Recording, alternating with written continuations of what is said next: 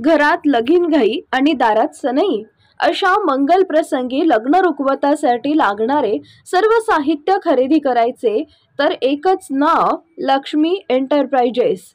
Flora furniture, steel व electronics mall, steel भांडी, सागवान sofa, dining table, showcase, heavy wood base, plywood आणि designer bed व mattress, plywood आणि प्रिंटेड लोखंडी कपाट, सागवान, मार्बल आणि ग्लास टीपॉय इत्यादी भरपूर व्हरायटीमध्ये तयार आणि ऑर्डर प्रमाणे बनवून मिळेल.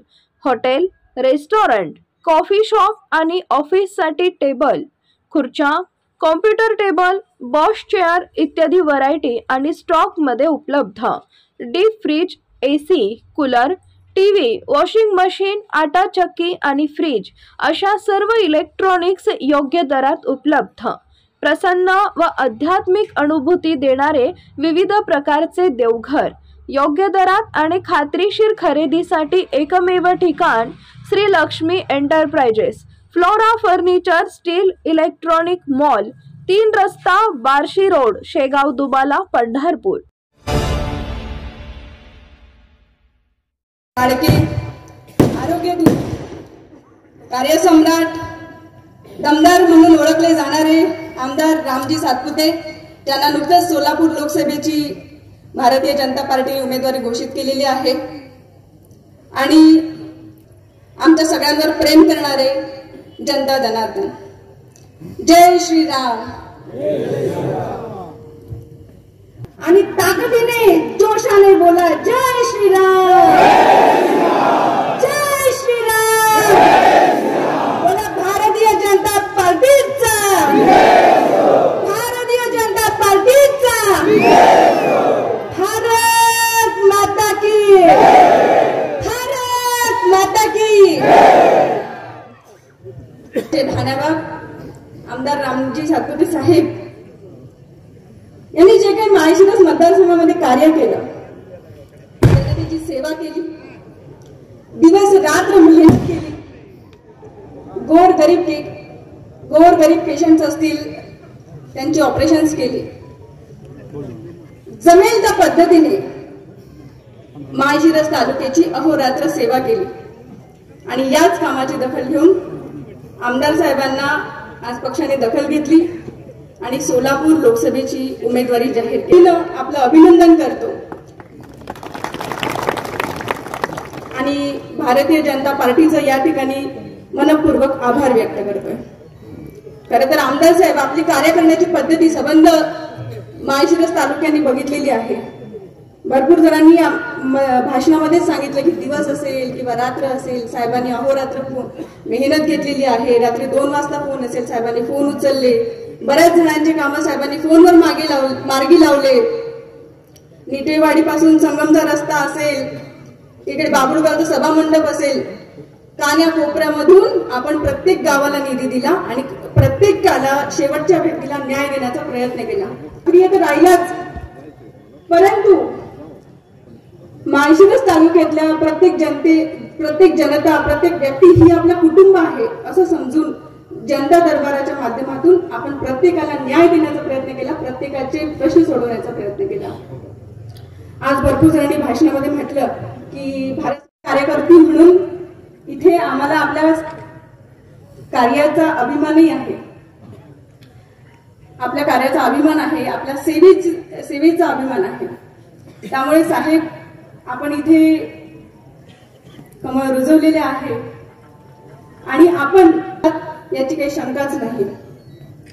आता आपण ज्याप्रमाणे विधानसभा गाजवली आहे आपल्या कार्यपद्धतीने, तशीच आपण लोकसभाही गाजवणार यात शंकाच नाही.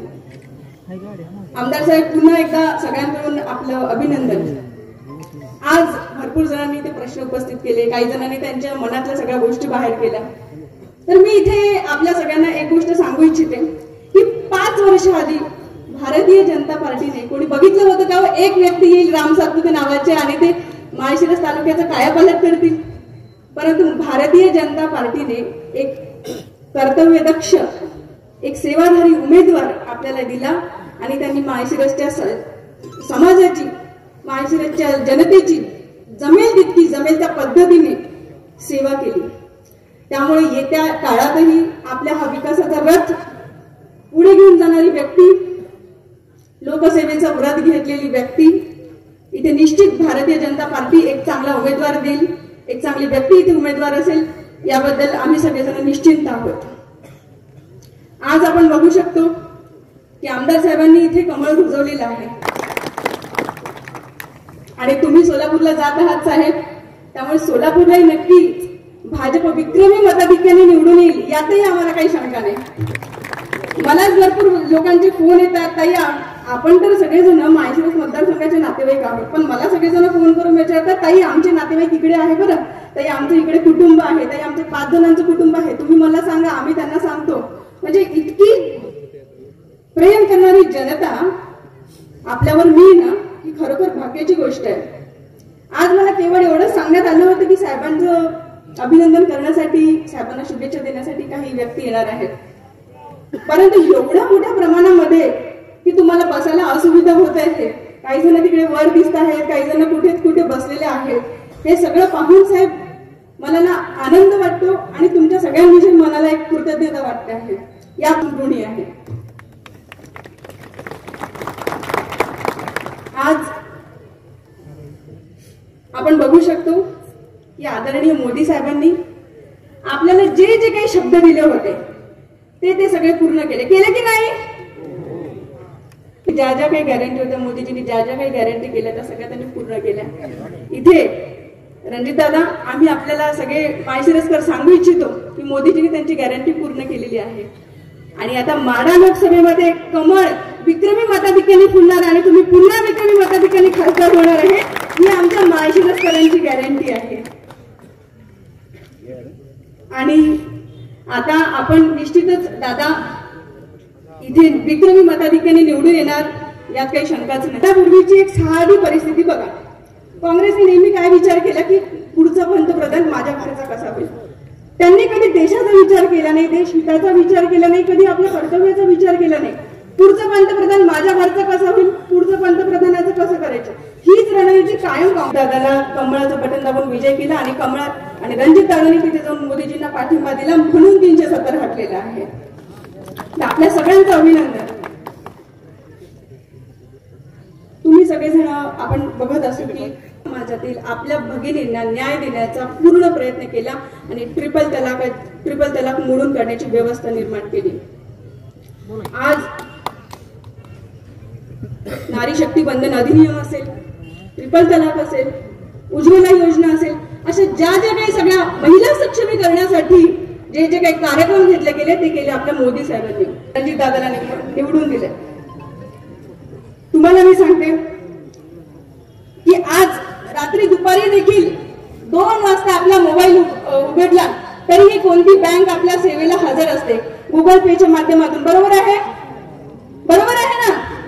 तर ही बँक कावर उपलब्ध आहे, कारण आपल्या मोदीजींनी UPI आणलंय.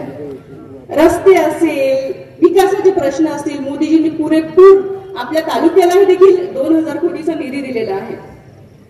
मी आपल्याला एक गोष्ट इथे सांगू इच्छिते, आपल्या सगळ्यांमध्ये फक्त आपल्या प्रभू श्रीरामांचं मंदिर बांधायला अयोध्येमध्ये गेले होते, तर त्या निशस्त्र कारसेवकांवर गोळी झाडली काँग्रेसच्या सरकारमध्ये. आपल्या अस्मितेचा प्रश्न आहे प्रभू श्रीराम आणि त्या कारसेवकांवर तिचा विषय कधीच प्राधान्यक्रमामध्ये नव्हता. एवढंच नाही तर आता जेव्हा मंदिर बांधलं तेव्हा काँग्रेसच्या सगळ्या नेत्यांना आमंत्रण दिलं गेलं होतं, पण काँग्रेस ते आले नाही. का नाही आले? कारण त्यांच्यासाठी आपल्या अस्मितेचा प्रश्न, आपल्या अस्तित्वाचा प्रश्न महत्वाचाच नाहीये. त्यांच्यासाठी केवळ महत्वाचं आहे येणारा पंतप्रधान, येणारा काँग्रेसचा अध्यक्ष फक्त आमच्या घरातला असावा आणि आमची सत्ता यावी. ताज्या घडामोडी जाणून घेण्यासाठी शिवशाही न्यूज यूट्यूब चॅनलला सबस्क्राईब करा. आपण हा व्हिडिओ फेसबुकवर पाहत असाल तर फेसबुक पेज फॉलो करा आणि शिवशाही न्यूज.com या आपल्या वेबसाईटलाही भेट द्या.